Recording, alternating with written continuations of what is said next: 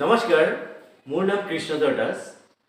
বৰ্তমান সময়ত জনসাধাৰণৰ ইলেক্ট্ৰনিক আৰু ছ'চিয়েল মিডিয়াৰ প্ৰতি আকৰ্ষিত আৰু গুৰুত্ব আৰোপৰ প্ৰতি লক্ষ্য ৰাখি অসমৰ বাতৰিৰ ক্ষেত্ৰত থকা বিভিন্ন ৱেব পৰ্টেলসমূহৰ লগতে আমি আপোনালোকৰ মাজলৈ লৈ আহিছোঁ দি নিউজ অসম নামৰ এটি ৱেব পৰ্টেল। ইয়াৰ উদ্দেশ্য হৈছে সামাজিক, শৈক্ষিক, সাংস্কৃতিক, ৰাজনৈতিক আৰু আৰ্থিক ক্ষেত্ৰত আমাৰ বাতৰি পৰিৱেশনৰ জৰিয়তে আপোনালোকক সজাগ সচেতন কৰা। আপোনালোকৰ সকলোৰে আশীৰ্বাদ বিচাৰি আমি এই শুভ কাৰ্যত আগবাঢ়িব বিচাৰিছোঁ। আশা কৰোঁ আপোনালোকে সকলো সহায় সহযোগিতা কৰিব। আৰু এই ৱেব পৰ্টেলটো উপলব্ধ হ'ব ফেচবুক, ইনষ্টাগ্ৰাম, ইউটিউব আদি প্লেটফৰ্মসমূহত।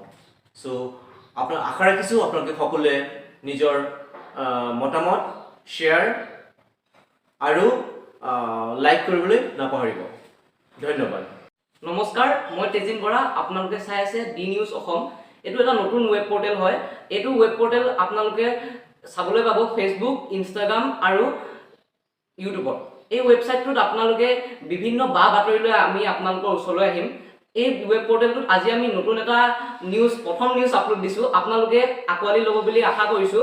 আৰু এই ৱেব পৰ্টেলটোৰ জৰিয়তে আমি আমাৰ ৰাইজৰ কাৰণে, এই ৱেব পৰ্টেলটো আমাৰ নহয়, এই ৱেব পৰ্টেলটো আপোনালোকৰ হয়। আপোনালোকে ইয়াত বাতৰি সমগ্ৰ অসমৰ লগতে জাগিৰোডৰ বিভিন্ন বাতৰিলৈ আমি আপোনালোকৰ ওচৰলৈ আহিম। আপোনালোকে সহায় সহযোগিতা আগবঢ়াব বুলি আশা কৰিছোঁ। ধন্যবাদ।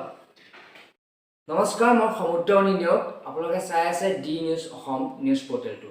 আৰু অসমৰ সমাজ জগতৰ এটি নতুন সংযোজন ডি নিউজ পৰ্টেলটোৰ মাজেৰে আমি বাতৰি পৰিৱেশনৰ যোগেদি ৰাইজক সজাগ সচেতন কৰি তুলিবলৈ চেষ্টা কৰিম। আৰু এই নতুন নিউজ পৰ্টেলটোক সমগ্ৰ ৰাইজে যেন সহায় সহযোগিতা আগবঢ়ায় আৰু ছ'চিয়েল মিডিয়াতে লাইক আৰু শ্বেয়াৰ কৰি আমাক আশীৰ্বাদ প্ৰদান কৰে। ধন্যবাদ।